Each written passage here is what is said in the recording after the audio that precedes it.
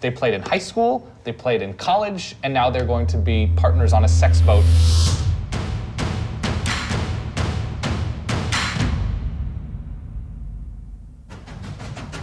Welcome back to SB Nation. The 2012 NFL Draft has concluded. The NFC North has decided to participate, so we've decided to talk about them.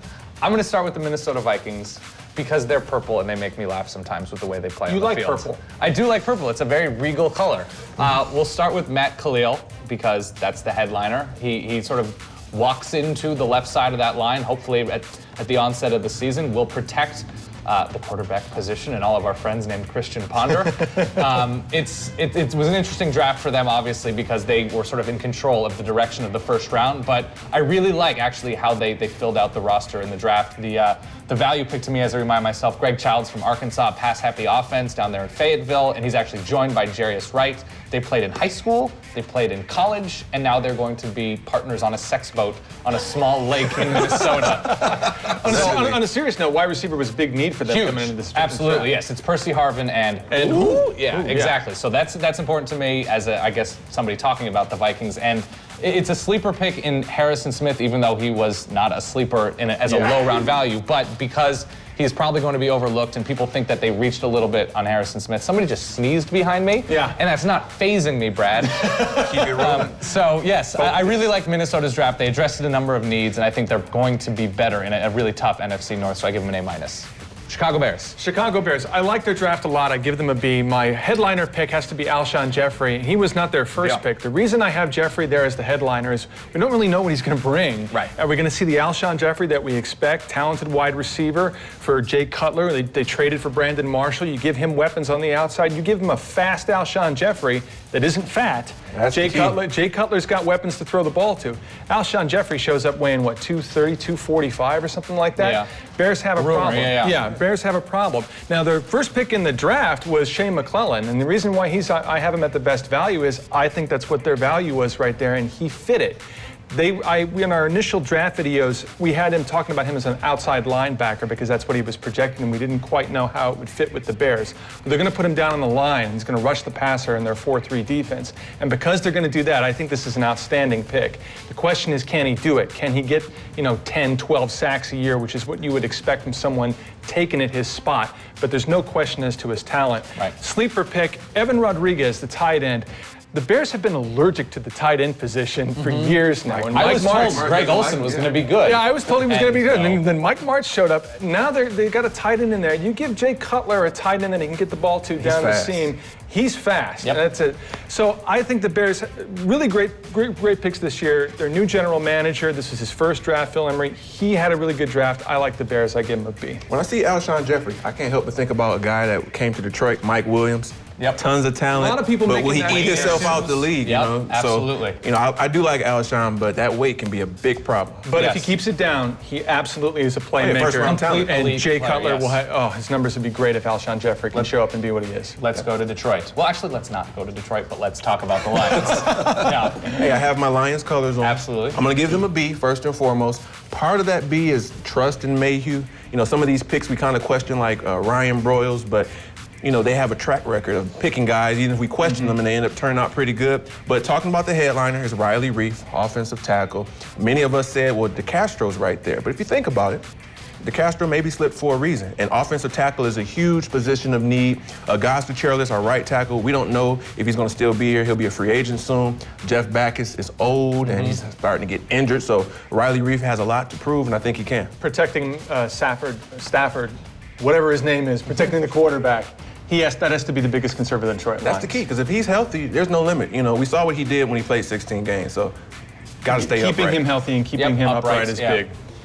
Best value, Ronell Lewis. When I see him, I can't help but think about another guy that we had, defensive end, linebacker in college, Cliff Averill. So, I can see a lot of comparisons drafted around the same area in the draft. Ronell Lewis is good at getting after the quarterback. He's a guy that from Oklahoma, and I really think that if this, you do those redraft things like a year later, if you do those redraft, he might be someone that had a second round grade, but he slipped to us. Sleeper pick, I like this guy, Chris Greenwood. First off, He's from Detroit. He played at high school in Michigan.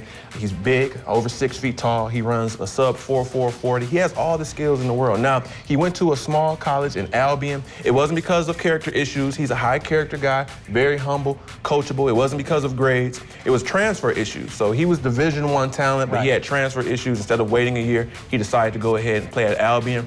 If he can pan out, this is going to be a big pick. Did they hit all their needs with this draft? Well, some people say running back was one they could have looked at. Chris Polk is still available. I don't know if he signed with someone. He did sign. Okay, so he's not available. Some people may say running back was something they wanted to look at, but overall, they don't look too hard at filling a certain position. They're all about best player available. But this time, they were able to fill positions and get best players. So, yeah, I think they did pretty good. Not bad. Green Bay. Another team that's all about best player available, and if you know Ted Thompson, you know he values draft picks more than his own family. So this was a little weird for them. They went from 11 draft picks down to 8. He traded up 3 times, which was the same number that he's traded in totality the previous picks or the previous years.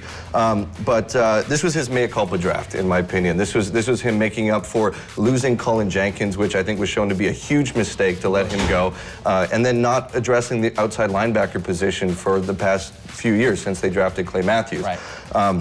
And then obviously you had that the season-ending and career-ending injury, unfortunately, to Nick Collins, and that makes them dead last in the NFL in defense. So you bring in Nick Perry, another linebacker out of USC.